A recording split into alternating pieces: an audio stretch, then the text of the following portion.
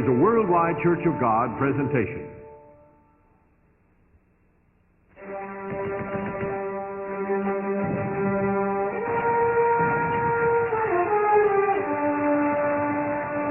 In August 1914, Europe erupted in war.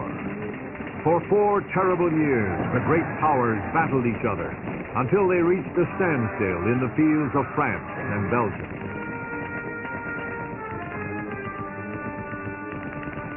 When the conflict was over and the armistice signed, a generation of young men had been slaughtered. The world was sobered. Weapons had become so powerful, the destruction so complete. Surely civilization could not survive another war like this. This had to be the war to end all wars.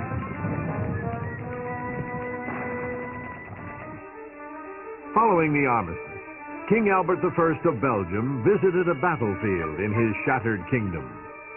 Appalled by the scenes of ruin and slaughter, the king ordered an iron shell casing found on the battlefield to be cast into 4 watch cases. He intended to present the watches to the 4 individuals who he felt had made the most significant contribution to peace. One watch went to Field Marshal Ferdinand Foch, head of the Allied Supreme Command. Another was given to General John J. Pershing, Commander-in-Chief of the American Expeditionary Force. The 3rd watch was presented to France's Premier, Georges Clemenceau, for his inspiring leadership in the dark days of war. But King Albert did not find anyone qualified to receive the 4th watch. When King Albert died, it was passed on to his son, King Leopold III. In 1970, half a century after the end of World War I, King Leopold presented this 4th watch to Herbert W. Armstrong. In accepting it, Mr. Armstrong said, "I feel it was the highest honor the king could have paid anyone. Whatever contribution to world peace I may be making is not through war, but through education, teaching millions worldwide the way to peace."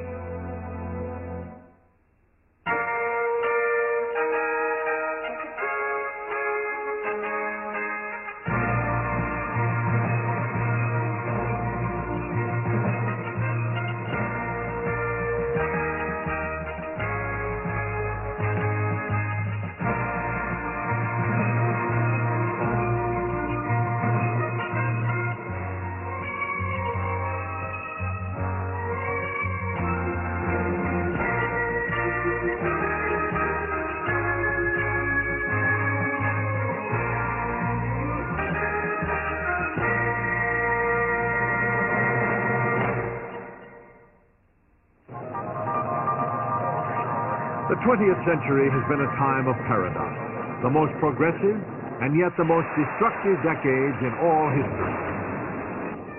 Great advances have been made in science, engineering, architecture, medicine. Knowledge has exploded in nearly every field of human endeavor.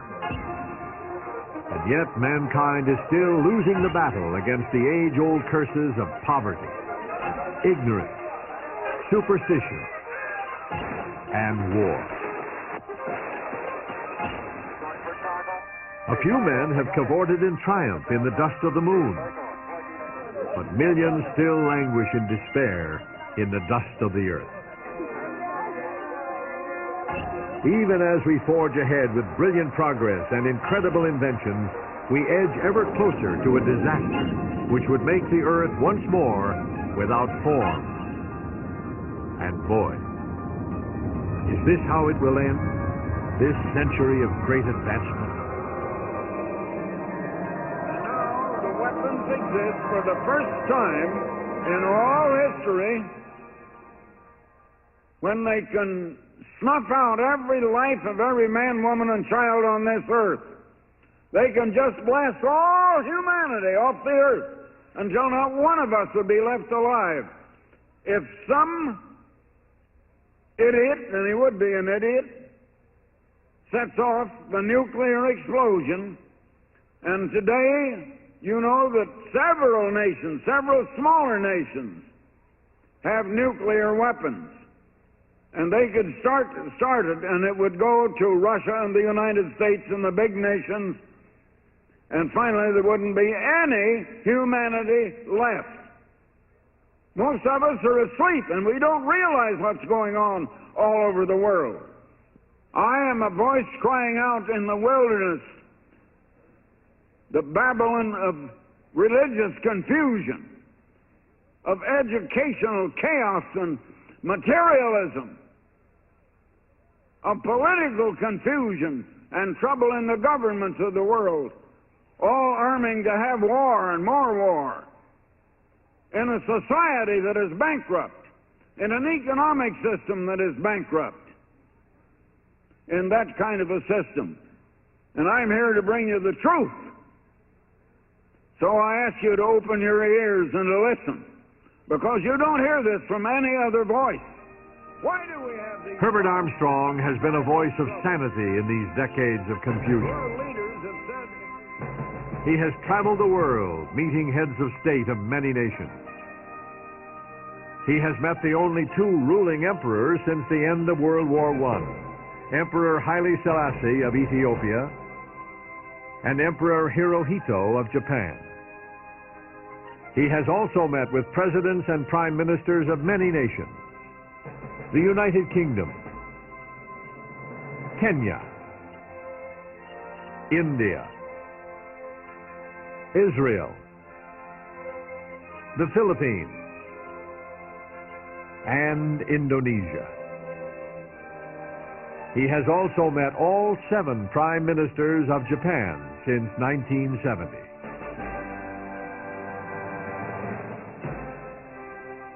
Mr. Armstrong explains the true cause of mankind's troubles, why, in spite of the great progress in physical knowledge, the nations of the world cannot find the way to lasting peace. I've been coming to Japan now for many years. I'm a little hoarse tonight. You'll have to excuse me. I was speaking quite a while last night to many readers of our magazine, The Plain Truth, and I find that I'm a little hoarse. But as I was telling them last night, I have seen so many things happen in this world in the almost 90 years that I have lived.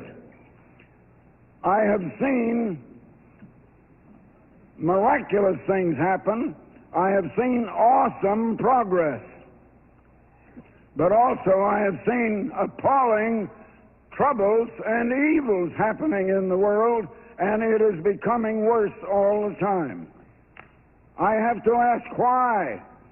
Why the paradox of awesome progress and awesome accomplishments, sending men to the moon and back, jet plane travel, the miracle of television, the many things that we have today, and still so many troubles and so much sorrow and sickness all over the world.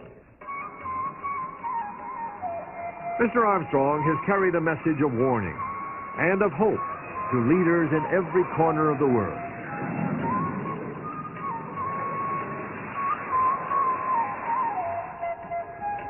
His relentless efforts to explain the true meaning behind world conditions have earned him the title Unofficial Ambassador for World Peace. In the remote Himalayan kingdom of Nepal, 2 great Eastern religions coexist. It is the only Hindu kingdom in the world, as well as the birthplace of Buddhism.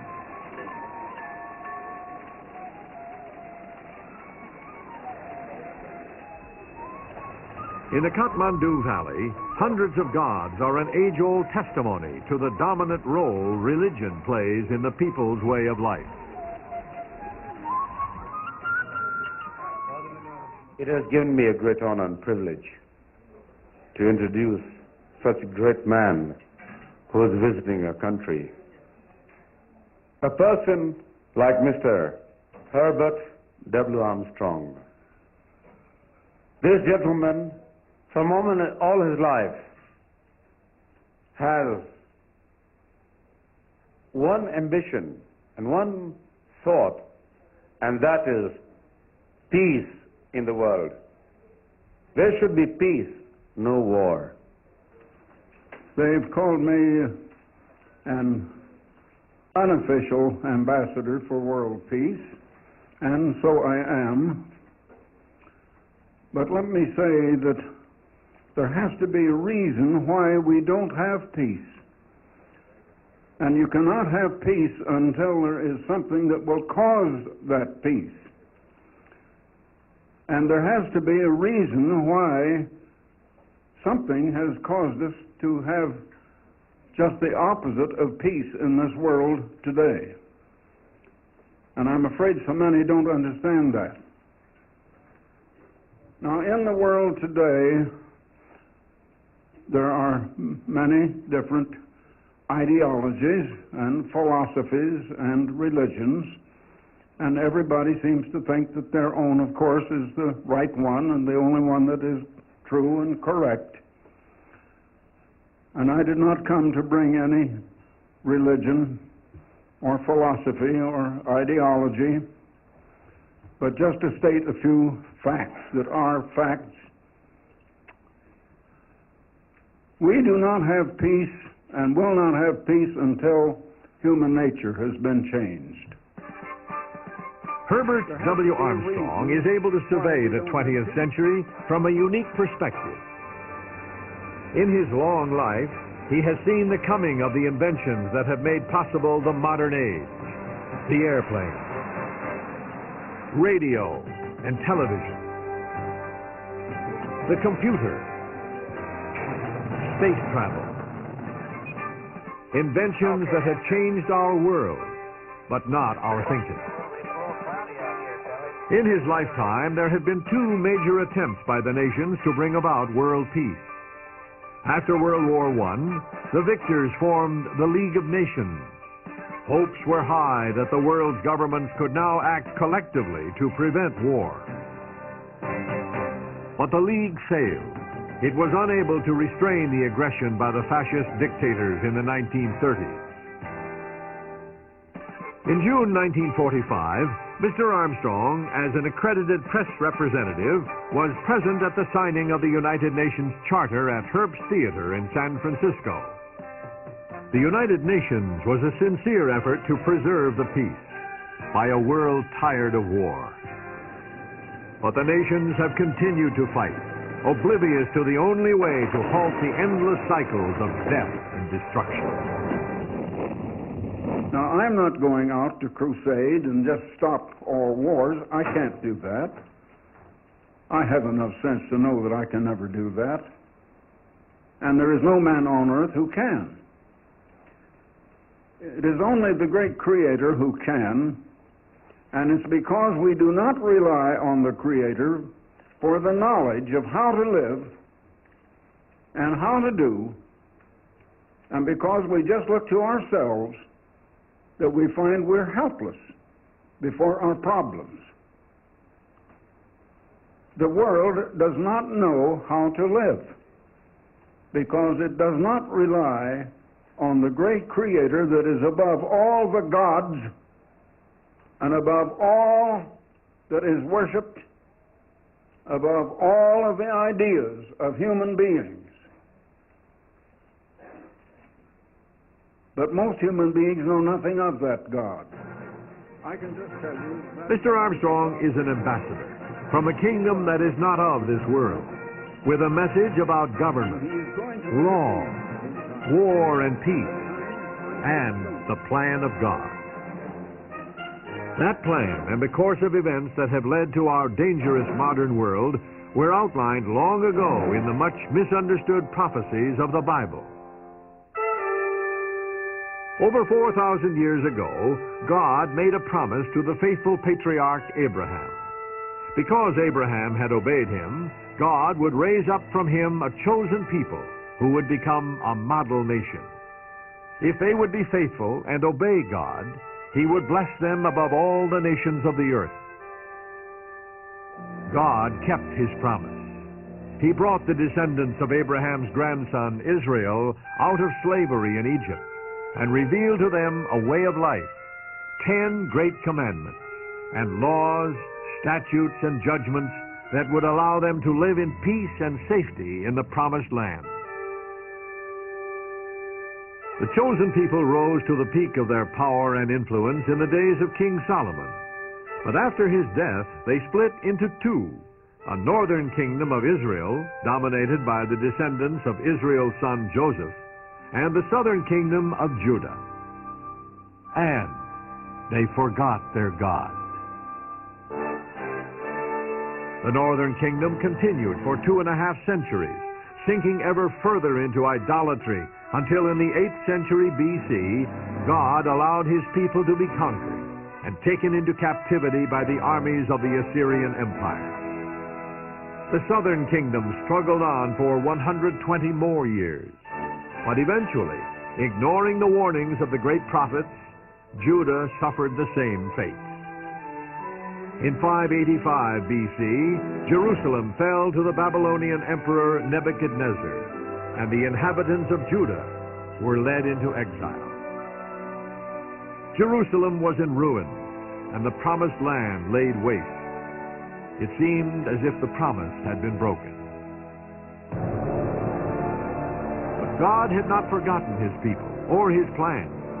In Babylon, a young Jewish captive, Daniel, is summoned before Nebuchadnezzar to interpret a strange dream that had troubled the Babylonian emperor. You, O king, were watching, and behold, a great image. This great image, whose splendor was excellent, stood before you, and its form was awesome. This image's head was of fine gold, its chest and arms of silver, its belly and thighs of bronze, its legs of iron, its feet partly of iron and partly of clay. You watched while a stone was cut out without hands, which struck the image on its feet of iron and clay, and broke them in pieces. And the stone that struck the image became a great mountain and filled the whole earth. Then Daniel explained the meaning of Nebuchadnezzar's dream. You, O king, are a king of kings, for the God of heaven has given you a kingdom, power, strength, and glory. You are this head of gold. But after you shall arise another kingdom, inferior to yours. Then another, a third kingdom of bronze, which shall rule over all the earth. And the fourth kingdom shall be as strong as iron. And like iron that crushes, that kingdom will break in pieces and crush all the others.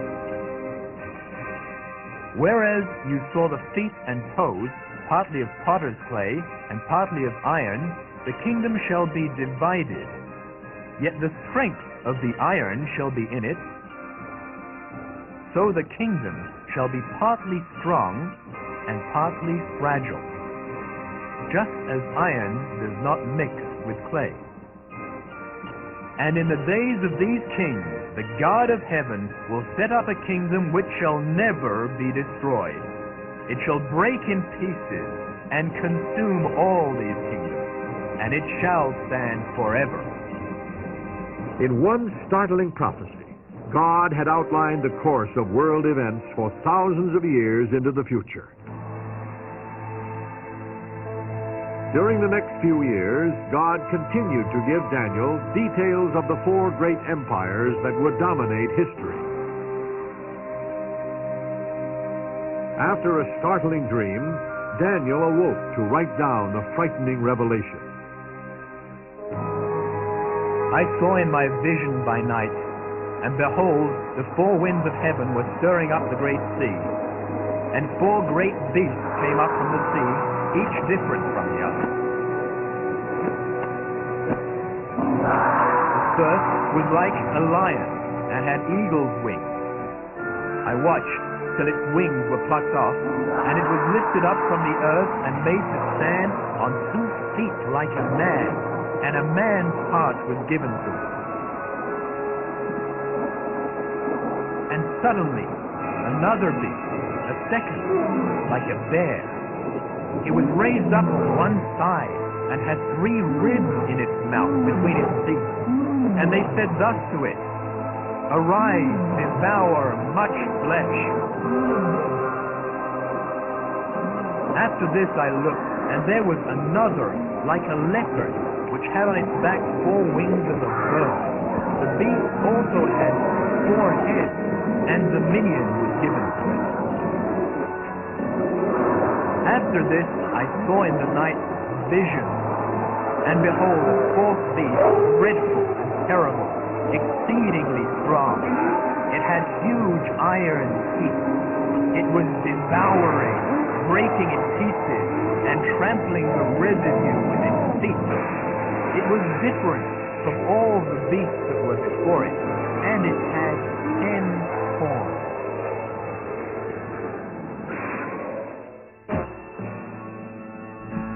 Daniel laid a foundation, but he was not given full understanding. That would not come until many centuries had passed, and the world was in the tumultuous age spoken of in prophecy as the time of the end. When that time came, God would raise up another servant who would take a message to all the world, a world on the brink of destruction. And God has sent me to the kings and to the tops of nations even. And this gospel of the kingdom is going to all the world. Now what is going to happen? The hydrogen bomb has come. And you will read back in Ezekiel, the 6th chapter, that all of the great cities are going to be leveled and destroyed.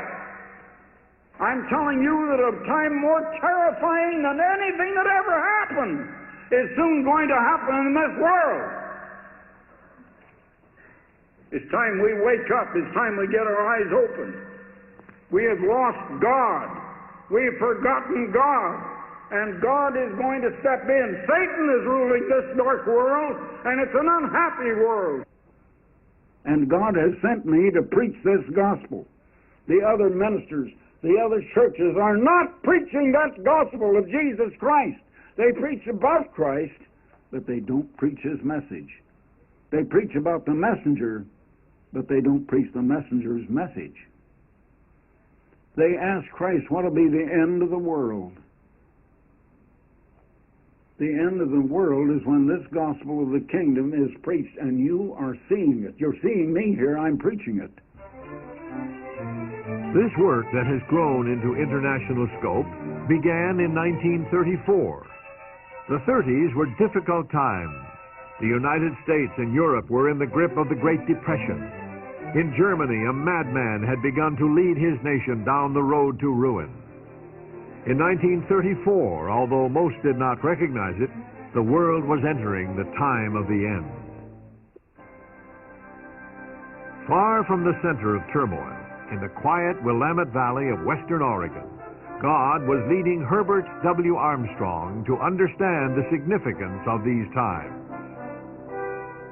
In his autobiography, Mr. Armstrong tells how his eyes were opened to see that the prophecies of the Bible had an urgent message for the modern world. Herbert W. Armstrong was being prepared for a vitally important mission. When God uses human instruments to do His work, things start small.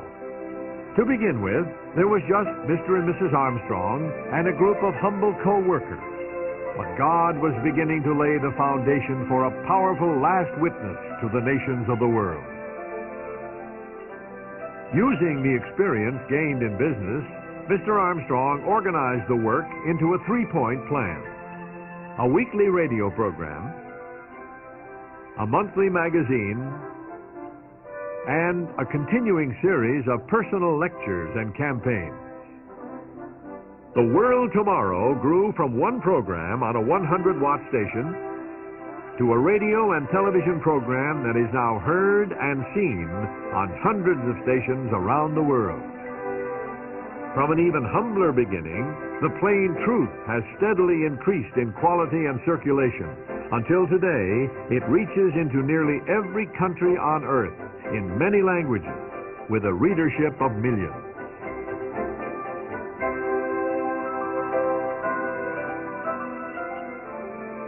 The third part of the three-point plan also began small. Mr. Armstrong held meetings in rented halls in the towns and villages of the Willamette Valley. As the work grew, he planned campaigns in other parts of the United States and eventually overseas. But God had even bigger plans for this part of the three-point plan. The turning point came in 1968. As the world moved closer to its date with destiny, God thrust his servant into the international arena. Like so many other major advances in God's work, it began with a series of apparent coincidences. It will be 20 years this year that we have been associated with Herr and Frau Hennig. We got to know them years ago at Bonn because of a visit of Mr. Manescu, who was the foreign minister of Romania. And something very interesting developed later, and maybe Frau Hennig would like to tell us that story. Yes, we were looking for a particular camera. I don't quite remember which type, but in any case it wasn't available in Germany, and Mr. Schnee pointed out that maybe in Belgium or America. Anyway, we drove to Belgium because we had an acquaintance there who has a wholesale camera business, and we asked him, and he told us that he thought he could get this camera for us. Both we and Mr. Schnee wanted one. And then we stayed on a while until we were able to get a camera.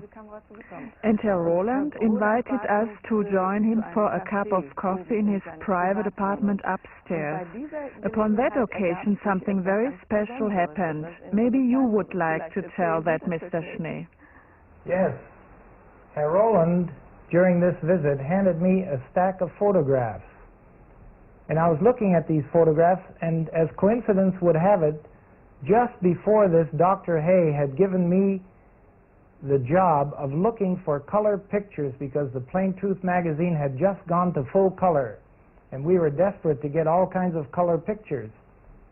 So I thought, well, these pictures would be wonderful. There were so many really good shots from all over the world, and I said to Herr Roland when he came back into the room, we would certainly like to buy some of these pictures for our magazines. And he sort of smiled knowingly and shook his head. He said, no, he said, you won't be able to buy these pictures. And I said, well, why not? He said, well, these were taken by King Leopold of Belgium. And he said, one thing, a king could not get involved in a commercial venture. But secondly, he said, anyway, he uses all of his photos for his own publications. And I remember saying, well, I still mean what I say. We could use these pictures for our publications. And I had almost forgotten about the incident when about a week or 10 days later, suddenly the telephone rang, and Herr Roland was on the other side, quite excited. Herr Schnee, I've just come from the king. And the king says that he wants to meet you and talk to you about his photographs. And he would be willing to sell them to Ambassador College. But he said, before you come, could you bring something over so that I could go to the king and explain to him what Ambassador College is, the Plain Truth magazine, and who this man Herbert Armstrong is? And I said, certainly, I'll come right over tomorrow. And when I went, this time I took the 1966 envoy with me. Now, this was in 1968. And the biggest envoy that had appeared to that time was this 1966 issue. And I took this envoy and I went through it page by page with Herr Roland and described to him what Ambassador College is and the work of God and Mr. Armstrong. and what our goals are, what we hope to accomplish, and so on. And the next day, Herr Roland then went to the king and explained the envoy to him as good as he could after I had shown him the envoy. Then Herr Roland came back to me, and Herr Roland said, after seeing the envoy, the king would rather meet Mr. Armstrong. Of course, my vanity wasn't hurt, except maybe a little. But he said, King Leopold wants to meet the man that has raised up this fine college. And so I had a tiger by the tail now, because I had not even told Mr. Armstrong anything of what had gone before. So I called him up. He happened to be in England at the time. And I remember my opening sentence was, I hope I haven't done anything wrong, Mr. Armstrong. And he said, oh, what have you been into now?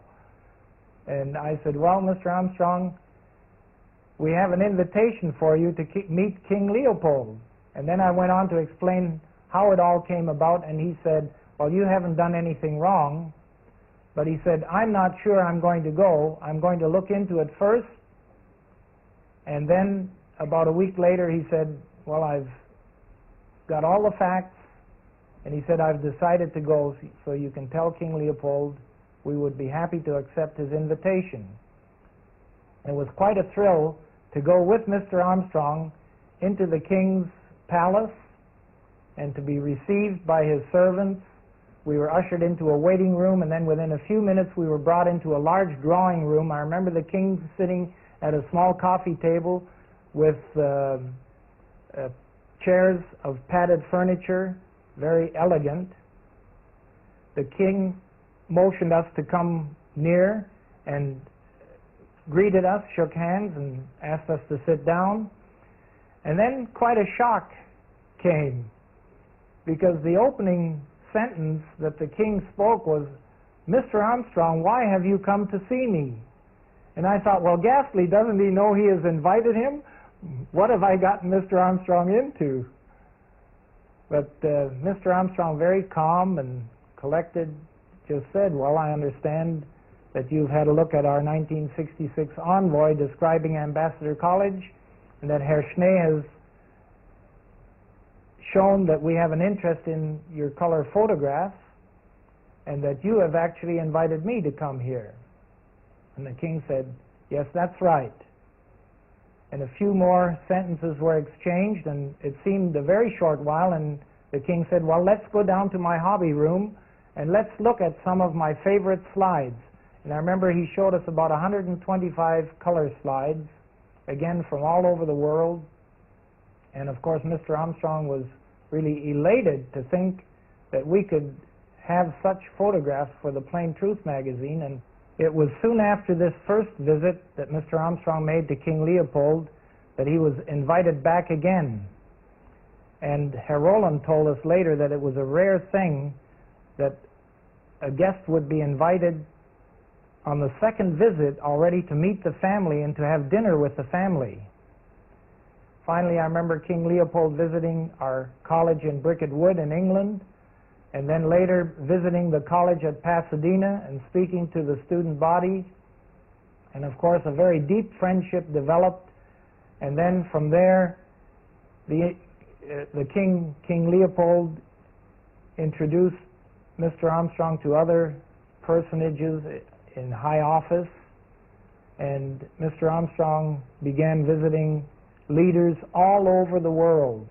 And it's so hard to believe now, but you can see that God always provides the right people at the right time. Just because of a camera we needed, we went to Belgium and we met Herr Roland, and just because of this remark that I made about these photographs that Herr Roland handed me, and because of the need of them for the Plain Truth magazine, we saw this whole thing develop into Mr. Armstrong going to leaders all over the world as an ambassador for world peace.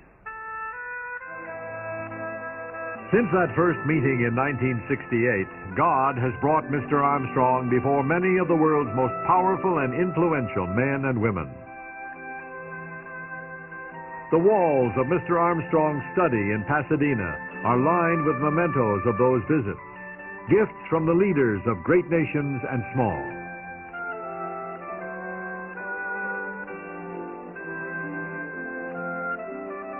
Some are still in office. Others are no more. Victims of old age, of political intrigue, or sometimes the assassin's bullet. Sincere leaders like Anwar Sadat of Egypt, whose dreams of peace were ahead of the violent times in which he lived. Incidentally, Mr. President, I want to say one thing right straight from the heart. I respect and admire you more than I can tell you. Because you have risked everything in an effort for peace. And your heart has to be in it, and it has to be genuine. Thank you, sir. And not many will do that. I meet heads of state all over the world. But I have not known one that would risk what you did of acquiring the enmity of the Arab world in order to have peace. Now that takes courage. And you had it. Thank you very much. Thank you. And I'm going to let the world know it, because I reach a part of the world. Very good. Very good. Less than a year later, Anwar el-Sadat lost his life for the peace he sought.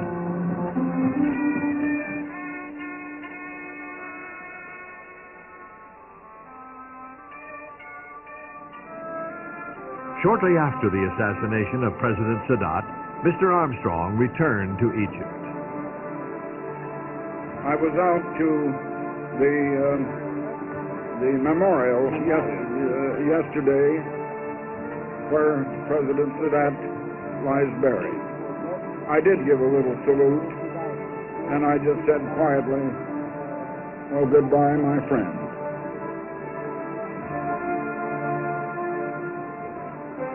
But leadership must continue, and the reins of government were passed on to the new Egyptian president, Hosni Mubarak.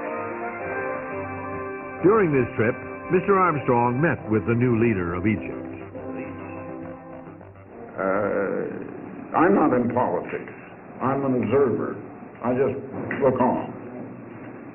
I represent God, Allah, and all people. Not any one nation, not any one religion, not any one government. But I'm a friend of all, and I work for peace among all nations. And that is a contribution to peace. And as I say, we are not going to be able to bring peace ourselves. It'll be brought to us. In the cause of world peace, no region of the world is more crucial than the Middle East. This is the arena in which the fate of civilization will one day be settled. Mr. Armstrong has traveled often in this troubled area. He has kept friendly ties with leaders of both sides of the conflict, such as King Hussein of Jordan, President Suleiman Frangieh of Lebanon, Prime Minister Hedi Nouira of Tunisia, and Prime Ministers Golda Meir, Yitzhak Rabin, and Menachem Begin of Israel. Focal point of the Middle East's troubles is Jerusalem, holy city for three of the world's great religions, and center of contention in the long struggle between the Arab and Israeli people. Mr. Armstrong travels frequently to this pivotal city. Well, I think I've met every prime minister of Israel since 1968, and every president. Well, I'm sure that all of them, including myself, appreciate very much what you are sure. doing for this city, old and new, to excavate, to participate, and God bless you. How do you foresee conditions here in the Middle East now, in the immediate future? I think we have a chance to break through the wall of belligerence. It's a very complicated business, But after a very long interval, there is a chance, and I think it is for us, responsible people, not to miss it. Not to miss it. Do you think that... Mr. Armstrong discussed the problems that the Middle Eastern leaders face in their quest for peace, including the role of Israel's close neighbor, King Hussein of Jordan. I think the king knows where he wants to arrive, but he didn't find yet a way to do so. I know he would like to have peace with Yes, you. I think so. Yes. I think last time I saw him was 2 years ago, and Mr. Begin was Prime Minister. I said to King Hussein, I would like to bring Mr. Begin over here in my airplane and have you come out to the plane, and my crew and myself and all of us would leave and leave you two on the plane and get acquainted. I know Mr. Begin well enough. I believe he would be glad to do it. Yes. And I know you would too, Your Majesty, if.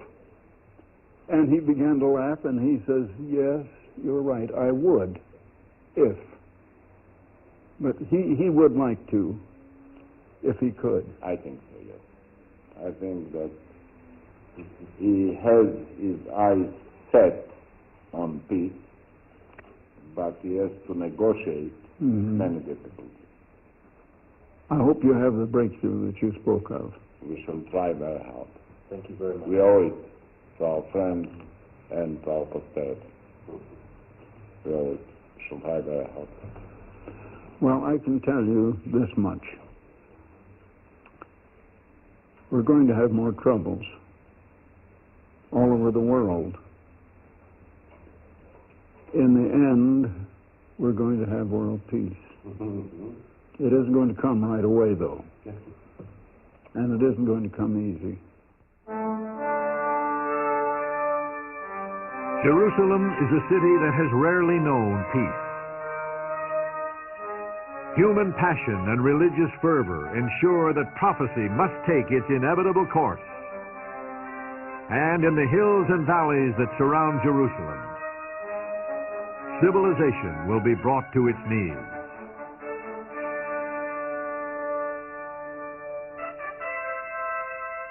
But God's work can focus on the future, when Jerusalem will be the center for worldwide peace and cooperation.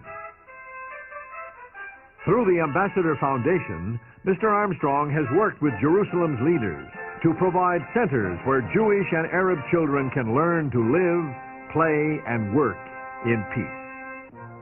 It is a significant effort, showing in a practical way that peace can never come until a generation of children have been prepared for a way of life other than war.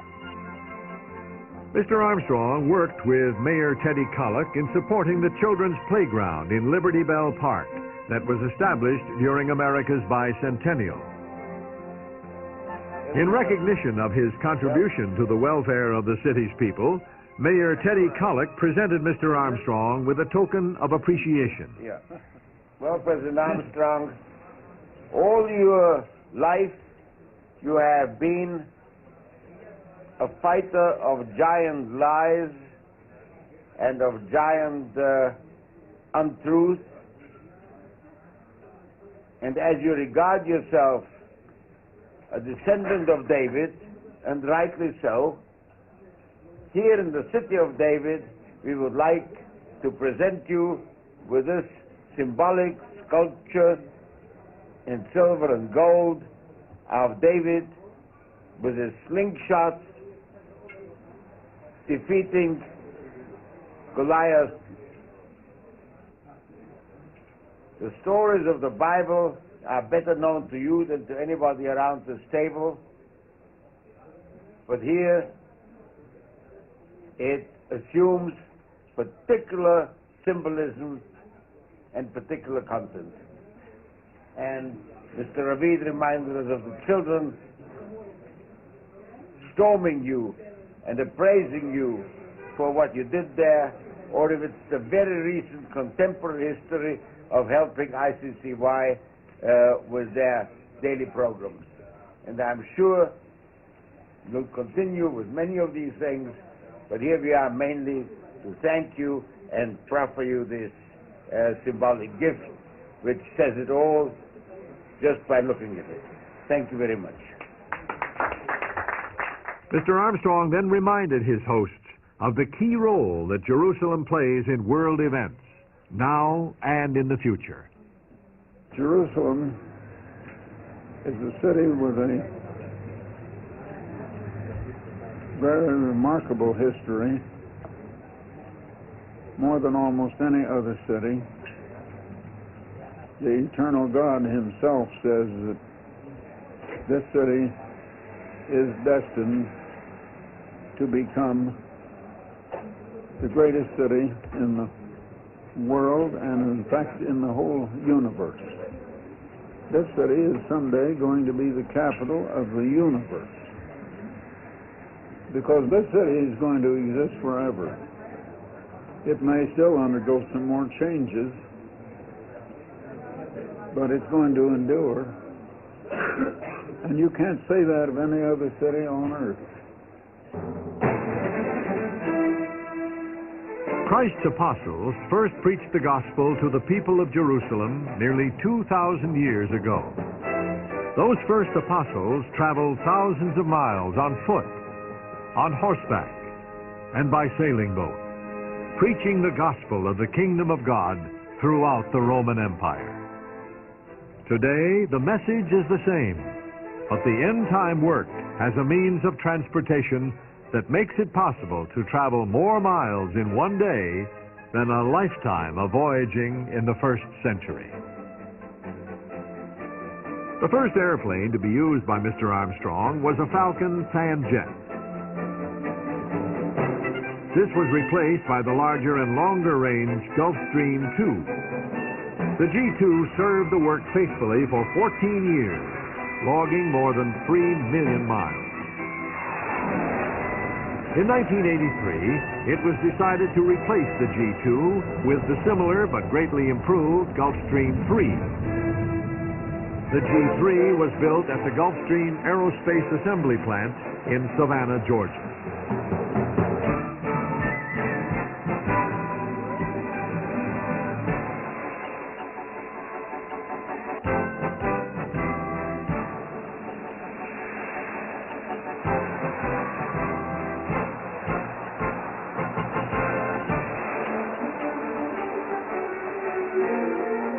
Once the mainframe has been assembled, the thousands of parts that make up a modern jet aircraft are carefully installed. The aircraft systems are thoroughly tested before it leaves the production line. Roger, Gulfstream 417. Power levels to idle. Levels and idle, roger. Okay, start your dry crank. Right engine motoring over, combine flight utility coming up.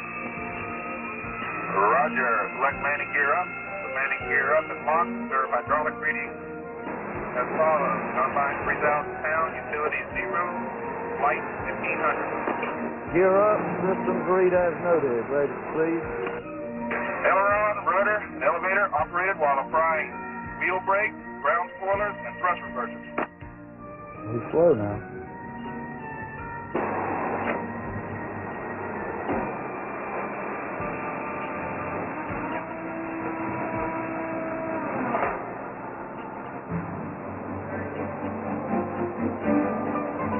With all systems functioning, the moment comes for the roll-out.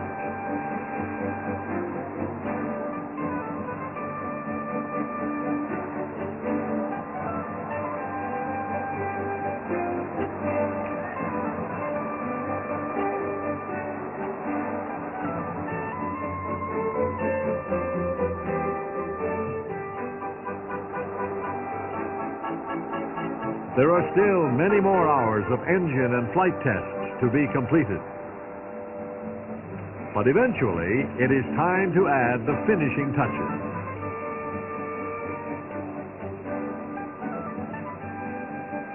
In the paint shop, the distinctive Ambassador College color scheme is carefully applied.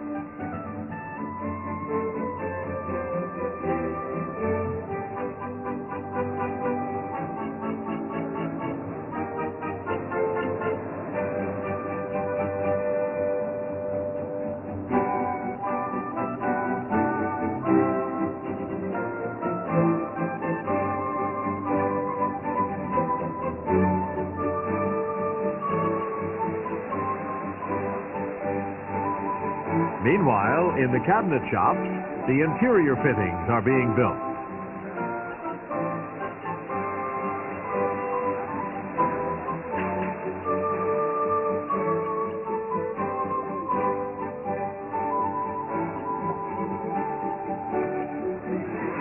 As the interior begins to take shape, Mr. Armstrong visits Savannah to personally inspect the progress on his new office in the sky. Everything must reflect the high standard that people around the world associate with Ambassador College and the work. The G3 can fly at 85% of the speed of sound, about 637 miles per hour. It can travel non-stop for 4,370 miles at an altitude of 40,000 feet. Cabin pressure is maintained at a comfortable 6,000 feet.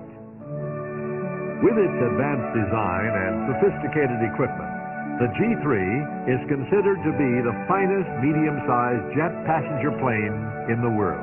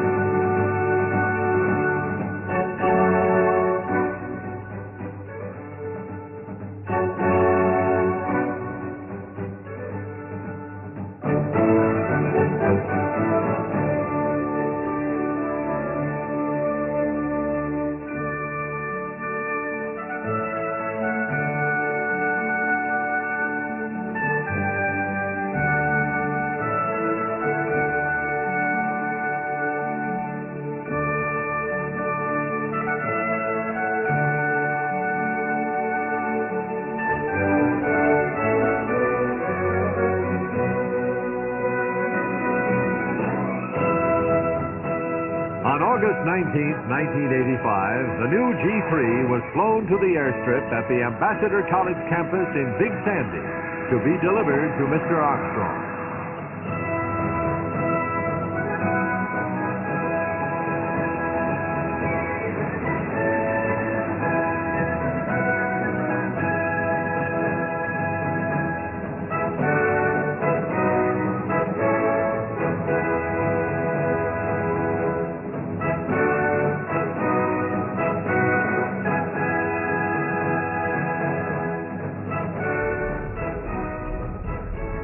Very impressive. She's a ditty, isn't she? Looks just like the G2. This is 111 Alpha Charlie. Delivery of the G3 111 Alpha Charlie. Yes, sir. All ready is all yours.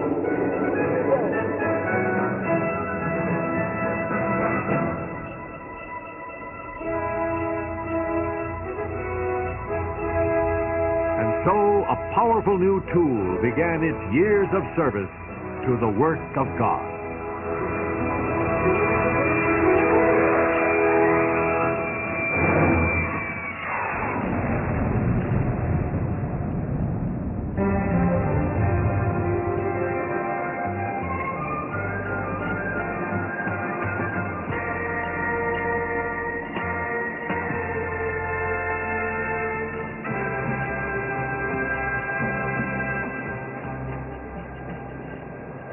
Home base for the G3 is Burbank Airport, 15 miles from Pasadena. The ground crew prepares it for an extended trip to South Asia and the Far East.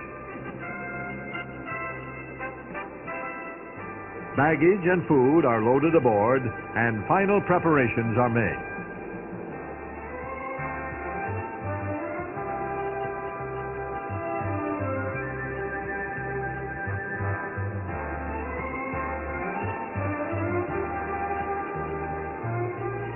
After Mr. Armstrong and those traveling with him arrive, Captain Ken Hopke and co-captain Larry Dietrich make a final pre-flight check. Autopilot, craft tune. Check. APU is Burbank clearance, Gulfstream 111 Alpha Charlie is ready for ATC clearance. November 111 Alpha Charlie, you're cleared to the Honolulu Airport via the Canoga 5 departure. Fillmore transition. To Fillmore, then flight planned route. Maintain 7,000. Expect flight level 39er within 5 minutes after departure. Departure control frequency 124.6, squawk 0385. Okay, ready for taxi. Understand. Clear right? Right 270 on the time, understand. Okay.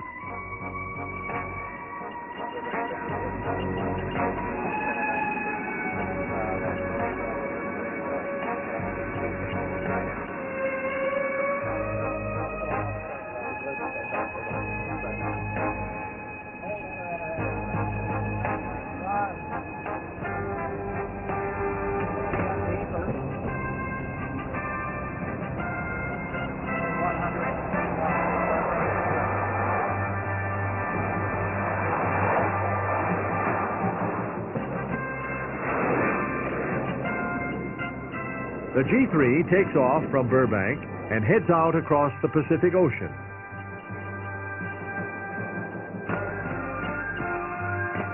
Mr. Armstrong uses the many long hours of flying to catch up on essential writing.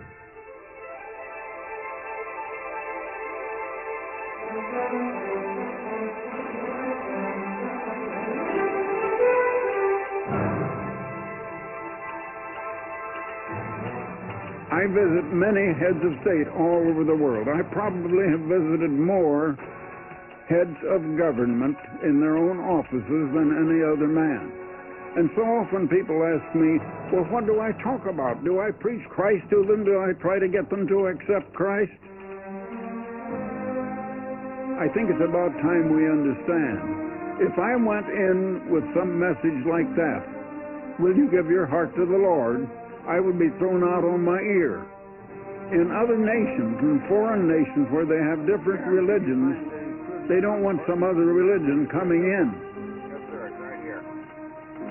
I have to use a little more wisdom. What do I talk about? I talk about the conditions that they're confronted with. I talk about world conditions and problems that are far greater than they themselves are able to cope with. I talk about the cause of these conditions. I go as an ambassador, an unofficial ambassador for world peace. And they receive me as an ambassador for world peace. But I have to tell them why we don't have peace. I have to show them how peace is going to come and why we don't have it. Now, actually, the cause is the violation of God's law. Do I talk to them about God's law? Do I talk to them about sin? Of course I do, but I don't use those terms. I don't talk as a religious man. So I talk to them in language they understand. And so I talk about giving and about loving and being concerned for the welfare of others as well as yourself. And this world is built on the philosophy of get. Everyone wants to get for himself. And that's what's causing all of the troubles in the world. And you know, that makes sense to heads of state. They're practical men. They see these things about them all the time. And they begin to listen when I talk about those things. Do I talk about the kingdom of God? Yes, I do. And God is going to intervene. And sometimes I tell them that straight out. So many of them get the message, and they do understand.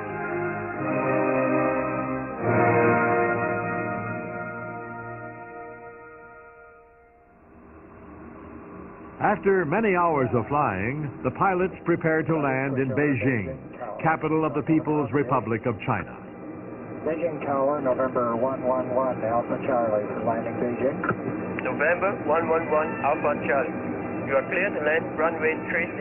Surface wind is 350 at 10. Roger, clear to land, 11 Alpha Charlie.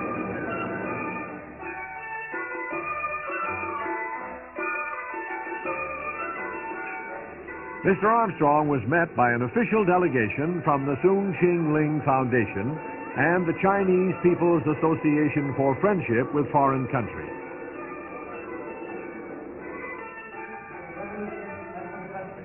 Later that day, at a reception, Mr. Armstrong was welcomed by Madame Kang Kijing, who is considered to be China's First Lady. A key event in Mr. Armstrong's six-day visit was a meeting with China's most prominent leader, Deng Xiaoping, in the Great Hall of the People. China is undertaking a sweeping modernization program. Great progress has been made in this huge country in the last 35 years, but China still has a long way to go in achieving success and prosperity for her vast population. Deng Xiaoping has been frank in admitting that mistakes have been made, and under his leadership, China is making important changes as they prepare for the last decade of the 20th century and beyond. Mr. Armstrong was also frank in telling his Chinese hosts the root cause of humanity's problems and the ultimate change in direction that must be made before any nation can have lasting peace. I would just like to say that we're living in a world of contrasts, a world of awesome progress, advancement in technology, in engineering, in production of every kind, and yet at the same time, a world that is filled with evils, and the evils are multiplying more rapidly than the progress. Why do we live in such a world? Why cannot we solve all of the problems? Why cannot we have world peace? I can answer in just two words: human nature. 我的回答就是两个字，这就是人性。 Human nature always seeks to get and to take, but has no concern for the good of others. If we're going to have real world peace, we will have to overcome that tendency of human nature. An important contribution towards peace is to teach tomorrow's leaders the way of cooperation and service. China has hundreds of millions of children. As chairman of the Ambassador Foundation, Mr. Armstrong has established a working relationship with Chinese organizations dedicated to serving youth. Several months before Mr. Armstrong's visit to China, the Ambassador Foundation sponsored children from the Children's Palace in Shanghai on a tour of several American cities.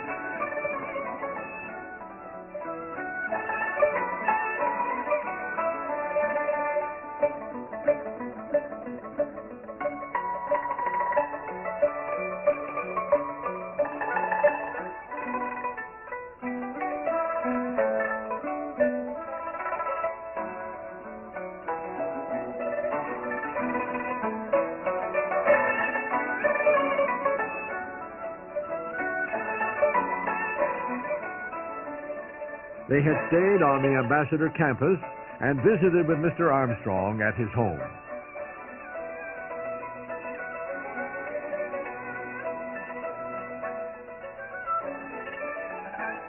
During his trip to China, Mr. Armstrong visited the Shanghai Children's Palace, where talented children are taught a variety of cultural skills.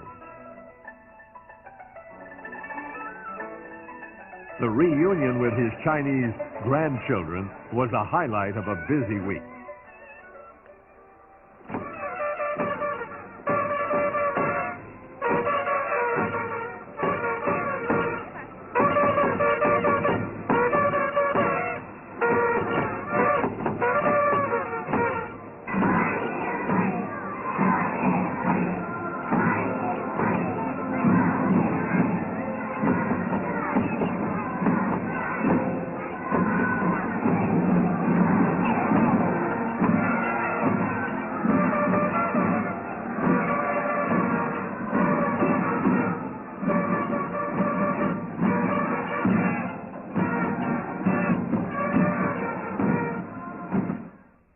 At a banquet in Shanghai's Xinjiang Club, Mr. Armstrong delivered a parting address. The world is now threatened with nuclear war, and all of the experts admit that if a nuclear war starts, it can never be stopped. 现在世界上面临着核战争的威胁，专家们都认为，一旦核战争爆发了，就无法停止这样的战争的。And if a nuclear war is not stopped, it would erase all human beings off this earth.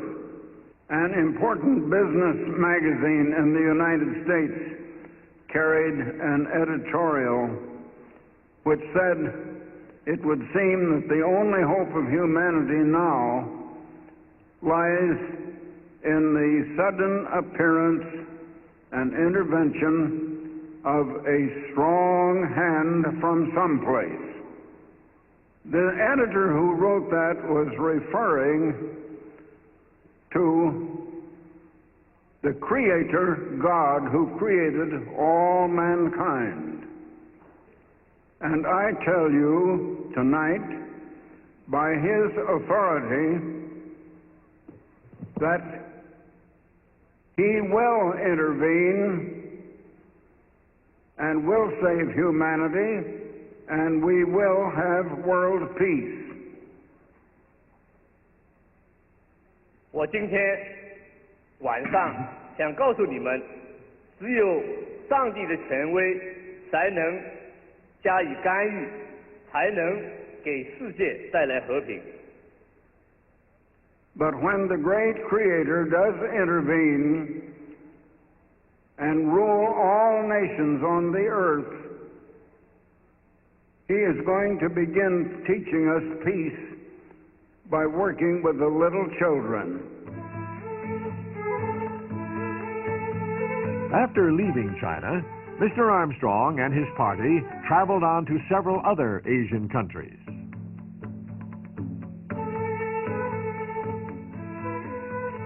He was also invited to visit the leaders of the beautiful but troubled island of Sri Lanka, located in the Indian Ocean off the southern tip of India.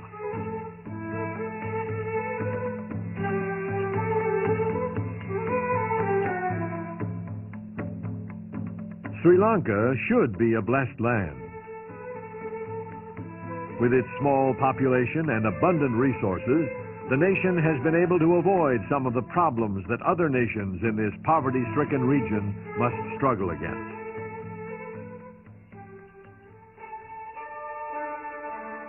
Sri Lanka has embarked on an ambitious development scheme to harness the waters of the nation's largest river and open up thousands of acres of arid land for settlement and cultivation. Mr. Armstrong was asked by the Sri Lankans to view this vast project now in the final stages of completion. Sri Lanka is the only developing. Later, he discussed Sri Lanka's development with President Julius Jayawardena. The President explained that in spite of spectacular progress, Sri Lanka is going through a time of trouble. Separatists seeking their own state in the north have engaged in several acts of terrorism. Hundreds have been killed and wounded, and the calm of this tropical island paradise has been shattered. The Sri Lankans have learned that material development of itself does not bring peace. Man can find a way to control the power of mighty rivers, but he cannot stop the tide of anger, resentment, and contention that flows from human hearts. In a lively press conference with Sri Lankan radio, TV, and newspaper reporters, Mr. Armstrong explained why the nation could not find peace. Well, all our problems are caused by human nature. And human nature is essentially selfish. Now, I can explain those things. I can say that it comes from self-interest, from a spirit of competition, always from the point of view of the interest of oneself or one's party or one's race or one's religion or whatever one is a member of. But we're living in a competitive world. We're living in a world that is based fundamentally on the philosophy of get. And so we still do not have peace because people do not know the way to peace.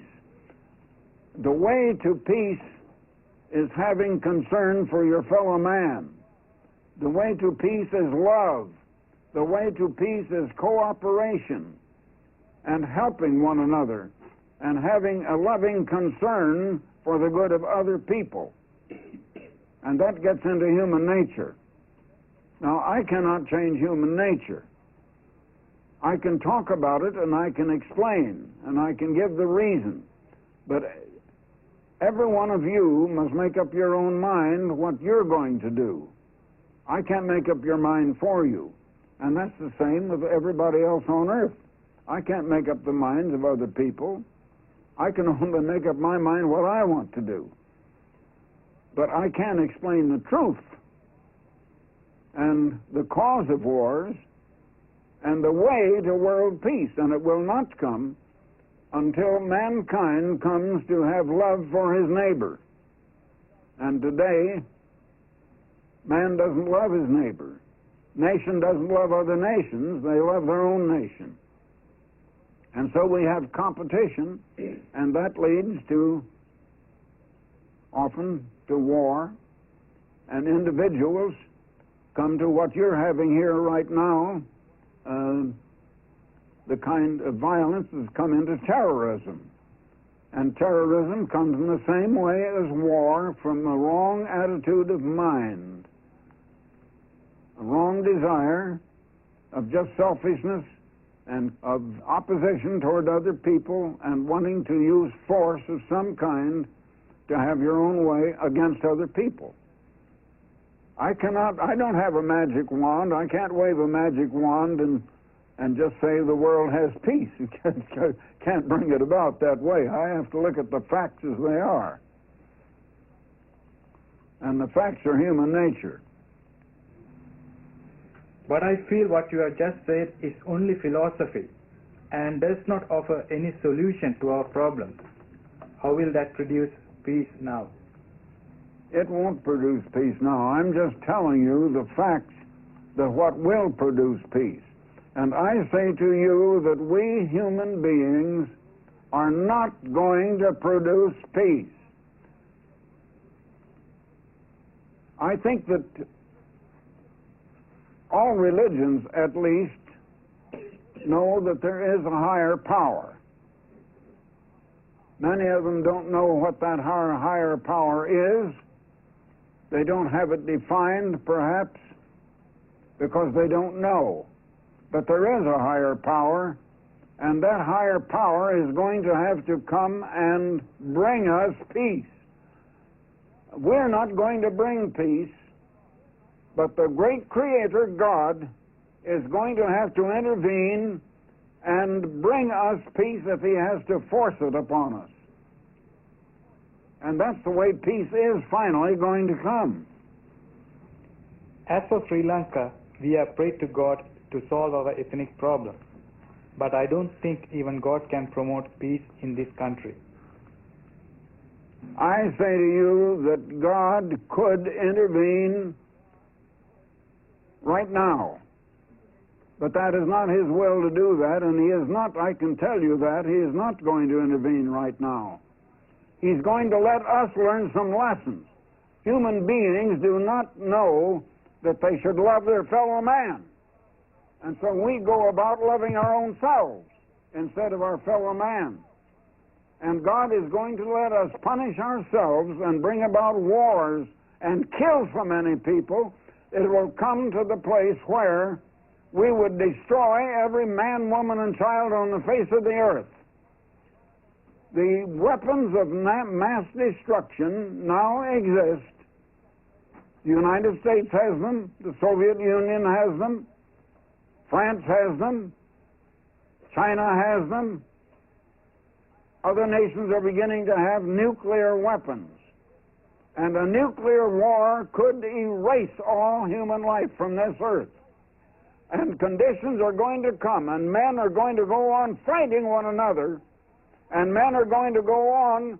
I can't change their minds, and no other man can change their minds. And men are going to have to learn that lesson. They're going to come to the place where they would destroy the last man and woman and child on earth. Then the Supreme God is going to intervene before that happens. And He is not going to intervene until we learn our lesson. Humanity won't learn. I can tell you the way to peace, but you won't believe me. You men right here won't believe me. The world won't believe me. And I can't bring peace unless you would believe me, and you won't. I'm speaking very plainly. I represent that higher power. And I know what He proposes. And I know what He is going to do. And He won't do it until we have punished ourselves to the place where we're willing to submit to Him. The trouble is, neither side in this problem that you're having here right now is willing to submit to that higher power. And as long as you won't, you're going to fight and have trouble. And we're going to have to come to the place where we have to rely on Him to do it for us. In Colombo, the capital city, Mr. Armstrong explained the purpose of the Ambassador Foundation to Sri Lankan Prime Minister Ranasinghe Premadasa. I'm sure you understand that the Ambassador Foundation is not religious. It's neither political nor religious. It's separate. It is supported by the church. But it is not religious in itself at all. And even the church is not proselyting and is not seeking members. And so we have nothing to gain. But perhaps we may have something to give. Right. And the more you give, you gain. That's right. Well, as has been said, it's more blessed to give than to receive. That is so. And I find that is actually true. If you endeavor to gain, you won't get anything. I think that's the basis of the trouble in the world. Right. The people in the world are all trying to gain and to get. Greed. And not to share or to give. But sharing and giving is by far better. That's right. And will lead to peace instead of troubles. If people had more concern for others than themselves, and we weren't competitive, but we were cooperative and helpful to one another, we'd have peace. We are very thankful to you for taking time off to visit our country and discuss matters with us, and for the great service you are rendering to mankind. After leaving Sri Lanka, the G3 flew across the Bay of Bengal to Thailand. Mr. Armstrong has enjoyed a warm friendship with Thailand's hard-working King Bhumibol and Queen Sirikit. He has been impressed with their outstanding example of service to their people. Since 1971, the Ambassador Foundation has aided their Majesties in projects to encourage the hill tribes to replace the opium poppy with a more profitable and less destructive cash crop. In a visit to Thailand in 1984, Mr. Armstrong was invited by Queen Sirikit to fly with her in the royal helicopter to a remote hill tribe settlement close to the border between Thailand and Burma.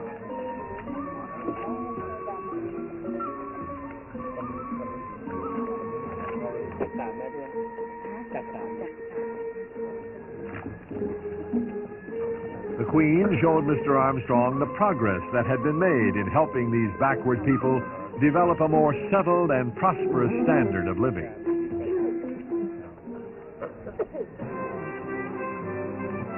Knowing Her Majesty's dedication to helping Thailand's poor while preserving their heritage, Mr. Armstrong assisted her in promoting a greater knowledge of fine quality Thai handicrafts.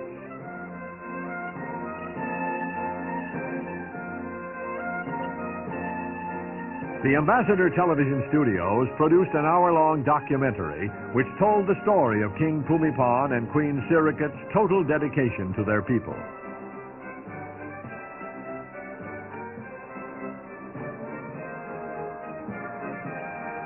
Mr. Armstrong personally presented their Majesties with this videotape production. The royal family has honored Mr. Armstrong several times, decorating him in recognition of his long friendship and service to the Thai nation. Thank you, Your Majesty. A highlight in the long and productive relationship came in March 1985 when Her Majesty accepted Mr. Armstrong's invitation to visit Ambassador College for several days.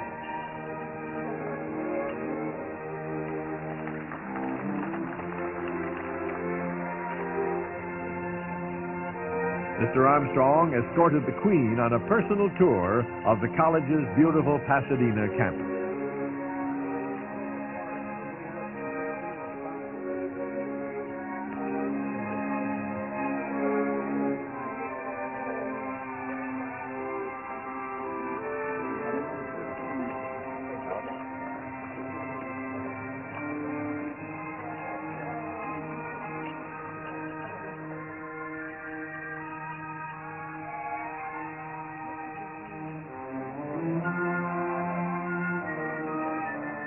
Queen Sirikit also attended a number of banquets and receptions in her honor. Present were many state and local dignitaries.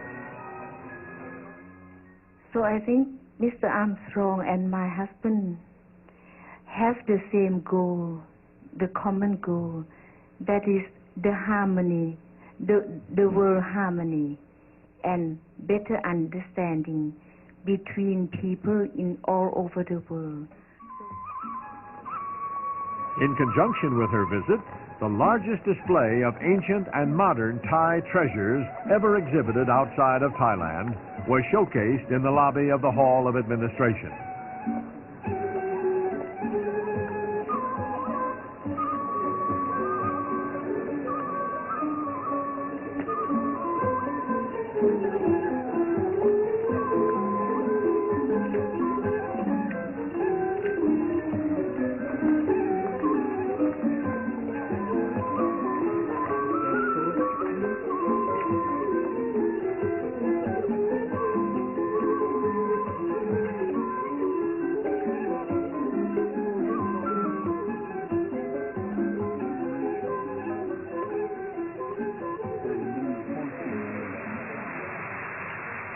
Later, on the stage of the Ambassador Auditorium, Mr. Armstrong introduced Queen Sirikit to an audience of distinguished businessmen and leaders of the local community.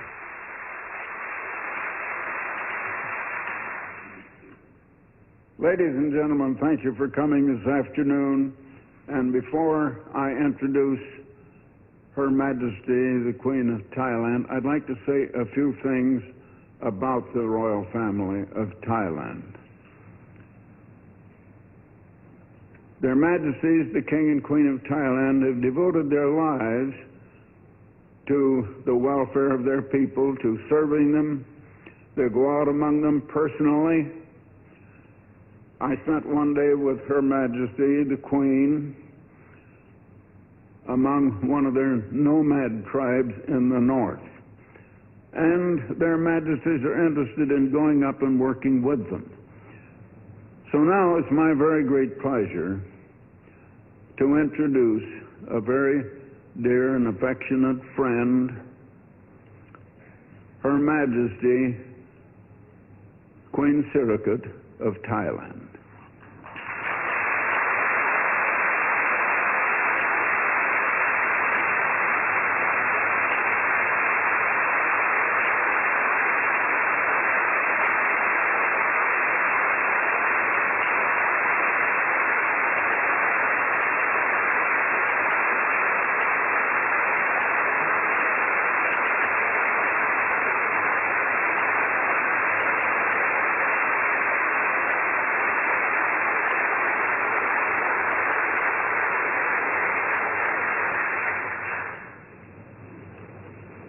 I'm very happy today to visit the home base of Mr.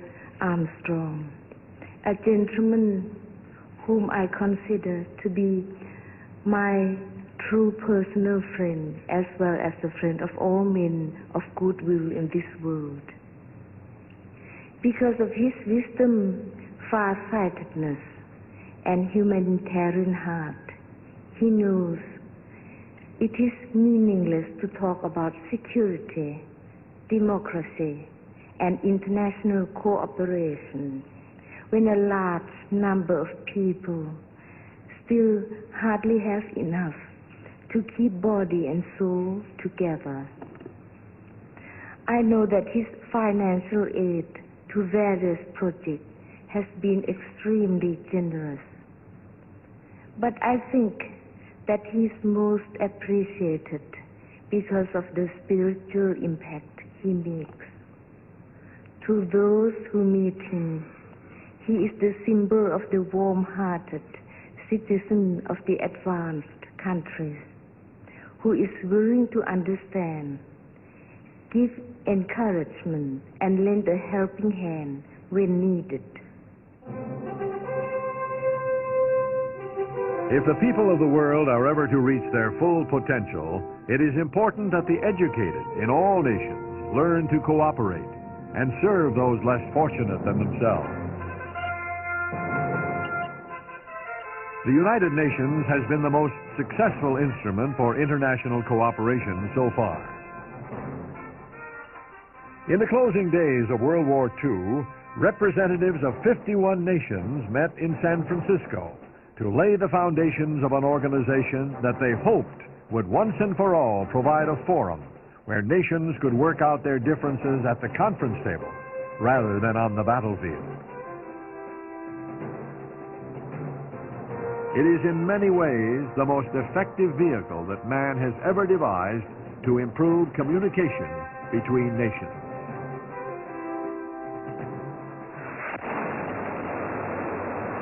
But in spite of dedicated and sincere effort, the United Nations has been unable to keep the peace.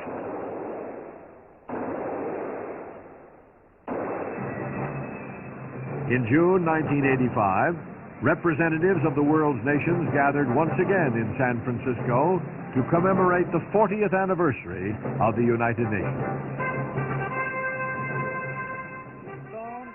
Delegates reviewed 40 years of achievement and considered the future of the World Organization. Mr. Armstrong had reported the 1945 conference for the plain truth. Today, he has met with more heads of state and leaders of government than any other man alive. He was afforded a position of honor during the days of discussion and debate. If you asked me, what does the United Nations need most? More power or more money or both? My answer would be, the United Nations needs above all the love, the understanding, the interest, and the support of the peoples of all nations. The hardest thing for human beings to do is to set lofty goals and work hard for them, while recognizing that they may never be fully realized. Yet this is what the United Nations is really all about. The failure of the United Nations to meet all its lofty aims is no cause for despair. We should continue to set high goals that inspire us to work harder and to persevere. It is said, according to United Nations studies, that we've had 154 conventional wars since 1945, fought on 71 countries, on the ground of 71 countries, with over 20 million people dead. It continues, even at this moment in time, at a measured loss of life of 1,000 people a day, 30,000 a month, ad infinitum. What would we do without the United Nations Forum on Arms Control and Disarmament? It is entirely possible that without it, the doomsday clock would already have struck midnight. Perhaps we can meet here again in San Francisco 40 years from now, in the year 2025. And in the interim, because of the tireless work which is done, sanity may have intervened, and we will then be at a conference discussing a convention on the control of the proliferation of plowshares and pruning hooks. As one who has devotedly sat on the sidelines of the Security Council for nearly 40 years, perhaps I may be forgiven for saying that there are moments, or have been moments, and still are, when I feel that only an invasion from outer space is likely to reintroduce to the Security Council that spirit of unanimity and collegiate responsibility which the authors of the Charter were talking about. I sincerely hope I may be proved to be wrong. UNESCO, the UN... Only 3 of the original signers of the United Nations Charter are alive today. They were invited to attend the commemoration conference and speak to the delegates. We who came together in those early days of the UN know that the most and certainly the best we could do at that time was to build the foundation. We can pride ourselves that the foundation is still intact.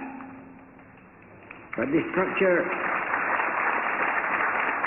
of a genuine peace has yet to be built. This is the continuing challenge for all those who understand that the human race cannot survive in a condition of world anarchy. It's not enough for the young generation to say we do not want a nuclear war. That's obvious. But if there is to be peacekeeping, there must be peacemaking. And the United Nations needs a tremendous expansion in the way in which solutions are worked out and brought forward. When we look ahead to the years of peace, we find that distressingly little is being contemplated to be done in this conference in the realm of the mind and spirit. It is to the spirit and mind of man, to his ideas and his attitudes, that we must devote considerable attention if the peace is going to be truly won. Unless we secure the right conditions for spiritual and intellectual health, and unless we determine the right positive ideas for which man should live, I am afraid all our work in this conference may prove to have been in vain. After his speech, Dr. Malik privately discussed with Mr. Armstrong what he considered to be the missing dimension in the philosophy of the United Nations representative. There is an old wisdom in the Middle East with which we are fully acquainted. You know, history began in the Middle East. I mean, the history of the Western world began in the Middle East, in Mesopotamia and Egypt, on the shores of Lebanon, the Phoenicians, then in Jerusalem, and so forth. One of the basic things that you find everybody believes in, everybody without exception, in every village in Lebanon, in every village in Egypt, everywhere. One of the fundamental things which nobody talks about here, because now you have, with all respect for you, now you have outgrown this old wisdom of the Middle East. One of the important things that we talk about is the devil. I'd like to see one man speak of the devil. Now the devil has penetrated human heart everywhere. In your heart, sir, and in mine, the devil is contending with Christ all the time. He's contending with him in all sorts of ways. I can reveal them to you at length. So we believe that the devil is at work in the midst of all these events, and while the devil is at work and has not yet been completely conquered, vanquished, we will never have peace. We will never have peace. You think the United Nations is going to bring about peace so long as the devil is around? We had 1,000 people today at lunch, more than 1,000, maybe 1,500. I was sitting down and thinking all the time, Mr. Armstrong, all the time, what is going on in the minds of these people? Well, I'm not sure the devil was not there in the minds of these people. I'm not sure at all. With all their schemes and ideas and emotions and aspirations and plannings and all kinds of things. The devil is at work. So this is a thing that if you ask anybody, any peasant in Lebanon or in Egypt will tell you, of course the devil is at work. The devil is at work. But here, the devil has so much conquered you that you don't talk about him. You wouldn't dare talk about him. I didn't say conquered you. This is the wrong way of putting it. But he is so clever that one way with which he acts is to conceal himself. Today, few people realize that this is Satan's world. As Satan's rule of this earth draws nearer to the end, it becomes increasingly important for an ambassador of the kingdom of God to reach many nations with the warning of tribulation and the promise of peace. There is a special urgency in reaching the nations of the industrial world, for the prophecies show that it is these nations that will trigger the crisis that catapults the human race into the final trial. Since the end of the Second World War, Europe has known 40 years of peace, one of the longest periods without war in this continent's stormy history. After the destruction of the war, the nations have rebuilt. Behind the scenes, patient, cautious men have been working for future prosperity and the fulfillment of an old dream, a United States of Europe. Because of Europe's critical role in the fulfillment of prophecy, Mr. Armstrong has kept in contact with these architects of a united Europe. Such a man is Dr. Otto von Habsburg, son of the last Austrian emperor and a leading member of the European Parliament. Dr. von Habsburg, yes. I wonder if you can bring me up to date a little bit on the progress of the unification project here in Europe. I will tell you, we have, of course, made a major breakthrough with the enlargement. With the accession of Spain and Portugal, this was a major breakthrough. You see, I have a little bit directly to do with it since I'm the first vice president of the mixed committee between the European Parliament and the Spanish Cortes. So I was in the negotiation.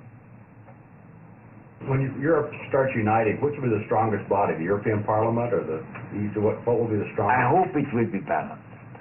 I think there is a fair chance of it being balanced. You see, I wouldn't be happy about any of the powers being too strong. They should all be checking each other, because if a power runs away with too much of influence, it's always dangerous. You know, it's like in a state, it's the same thing. The checks and balances are something very important to keep freedom. Leaders like Dr. von Habsburg plan for a united Europe that will be a powerful force for peace and democracy in the world.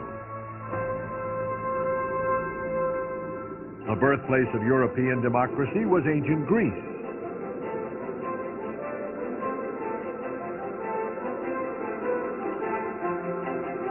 The Apostle Paul once proclaimed the true gospel to the superstitious inhabitants of Athens. 2,000 years later, Mr. Armstrong confronted political leaders and businessmen in the Athens Rotary Club with the truth about the future of Europe.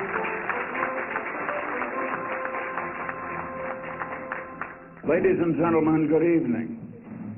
It certainly is a great honor to be able to speak to the Rotary Club here in Athens, Greece, one of the most ancient cities in the world and the home of education, scholarship, and culture, one of the oldest cultural cities in the world. I come to you as an unofficial ambassador for peace Armies do not bring peace to a country. We have not learned the way to peace.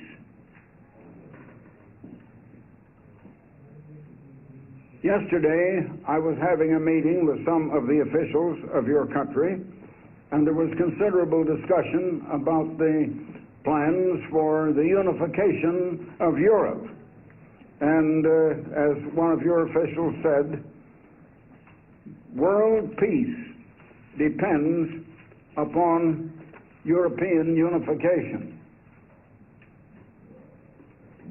I want to tell you something more about the coming unification of Europe. We not only have language barriers between the nations and nationalism, different aspirations, and all that sort of thing, and differences which have to be overcome, but many of the political leaders feel that they do not want to be church-dominated. And yet, they're not going to be able to get together without the cohesiveness of church domination and the church bringing them all together. You see, even the church is divided between East and West. I can tell you, however, that I fully believe that rift is going to be healed. And I fully believe that unification will be unexpectedly and suddenly achieved, and the whole world is going to be stunned and astounded when it is announced that there is, in the continent of Europe, a new political unification, a nation as great or greater than the Soviet Union or the United States of America. Many listen respectfully, but they do not believe. The old nations of Europe are tired of war. They seek unification only for peaceful purposes. It is a bold dream, but the prophecies show that the union of the nations in Europe will result not in peace, but in the most terrible instrument of destruction the world has ever seen. The course of a united Europe was charted long ago in the days of the prophet Daniel, when the destiny of this world passed into the hands of 4 world-ruling empires. Daniel had seen 4 beasts representing those empires. Then I wished to know the truth about the 4th beast. Thus he said, "The 4th beast shall be a 4th kingdom on earth, which shall be different from all other kingdoms, and shall devour the whole earth, trample it, and break it in pieces. The 10 horns are 10 kings who shall arise from this kingdom."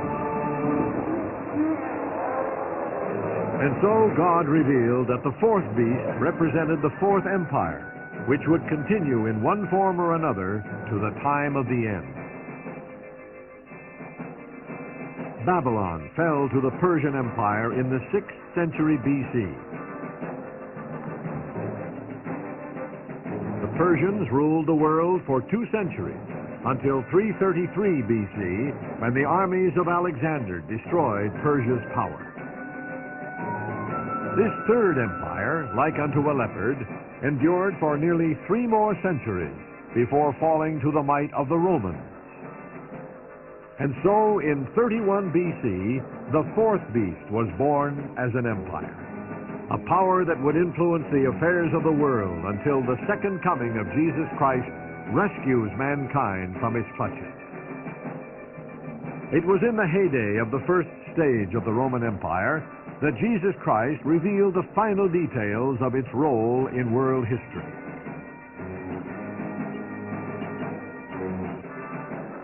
On the Mediterranean island of Patmos, the elderly apostle John received the visions recorded in the Apocalypse or Book of Revelation.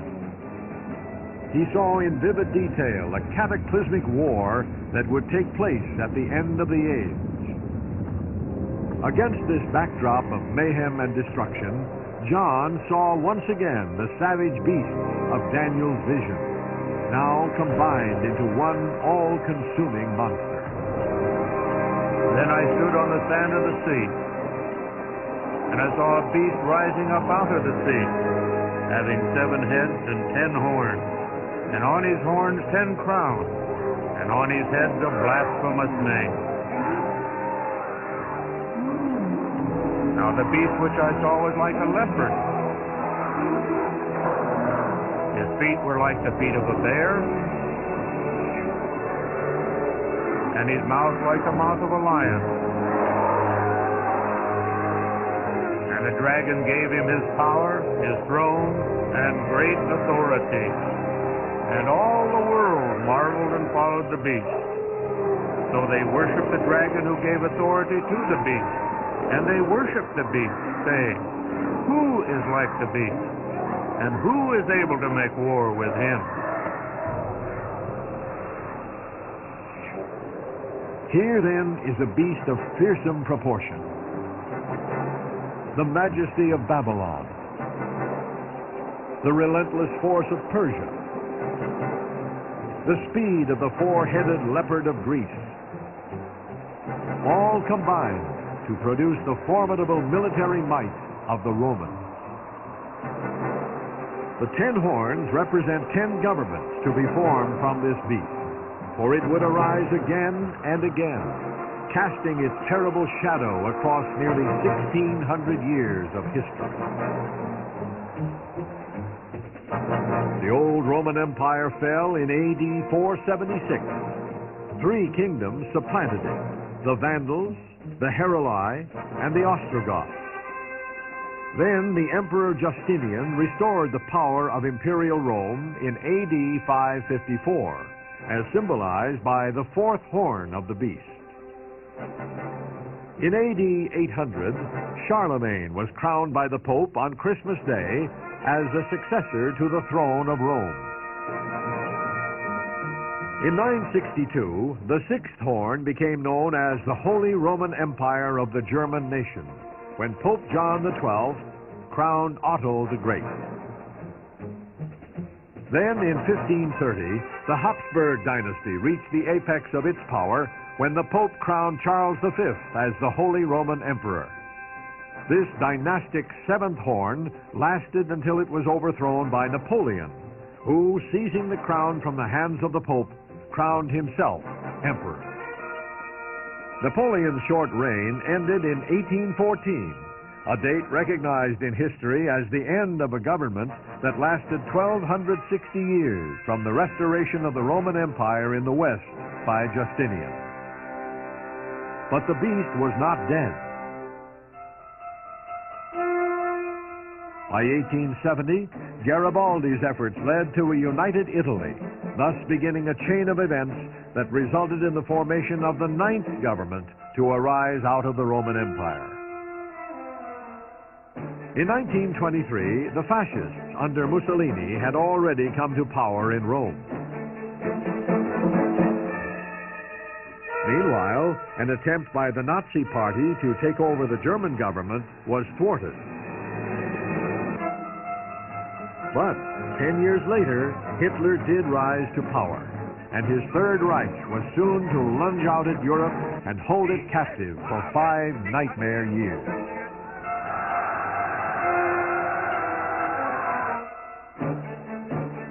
Hitler drew inspiration from ancient Rome. Even his architecture was inspired by the styles of the Caesars.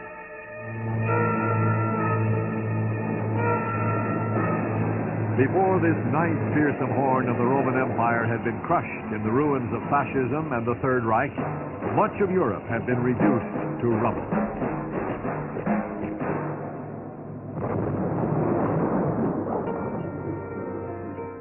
"40 years later, there is little left to remind the visitors of the ravages of war.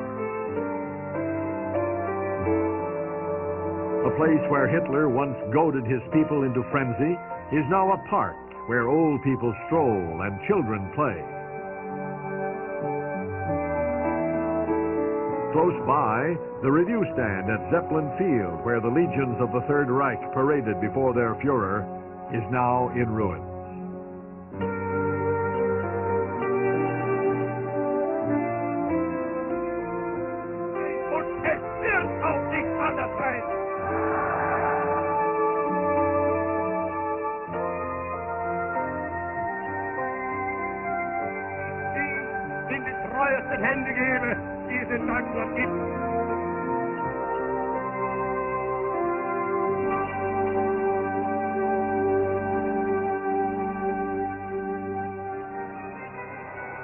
But it is not the end. The terrible beast must appear once more for a final rampage of destruction.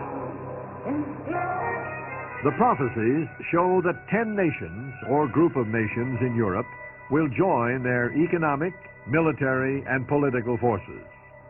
It will be a fragile union, iron mixed with miry clay. But old rivalries and quarrels will be suspended for a time.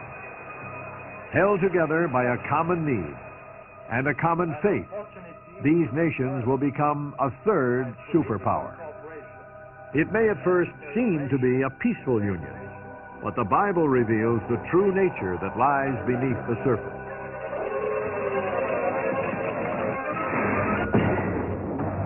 Goaded into action, the beast will wreak havoc on the earth. The armies of the beast will lash out, laying waste the modern-day descendants of the ancient house of Israel.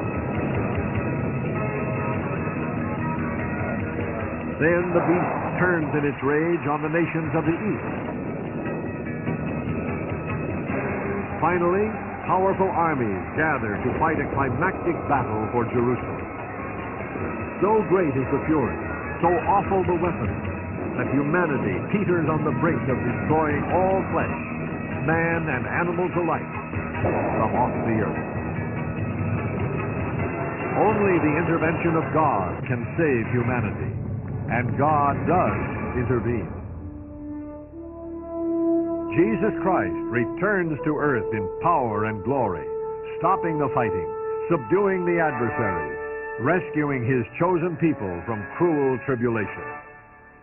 Then this world, this civilization that has known so much misery and destruction, will be over.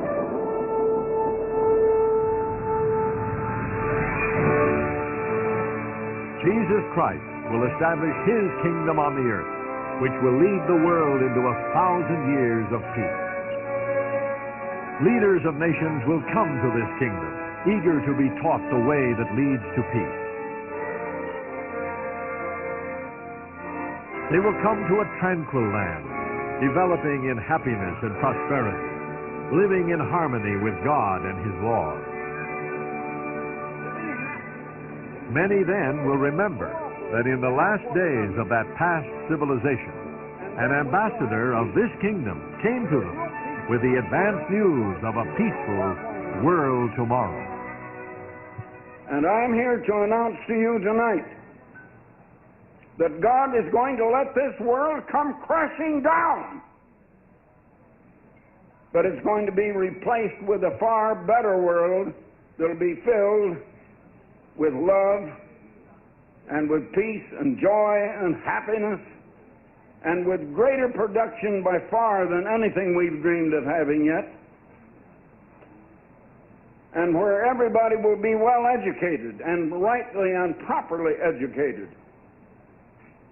I feel the responsibility, and a voice has to cry out in this wilderness of religious confusion, this wilderness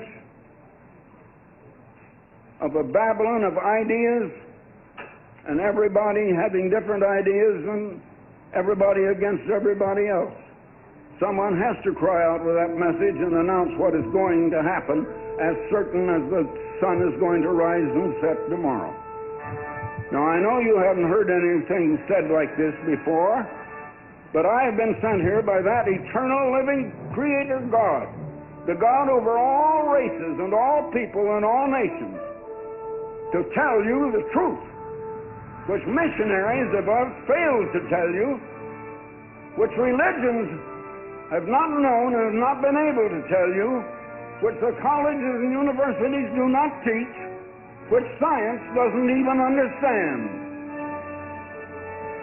But you have been told tonight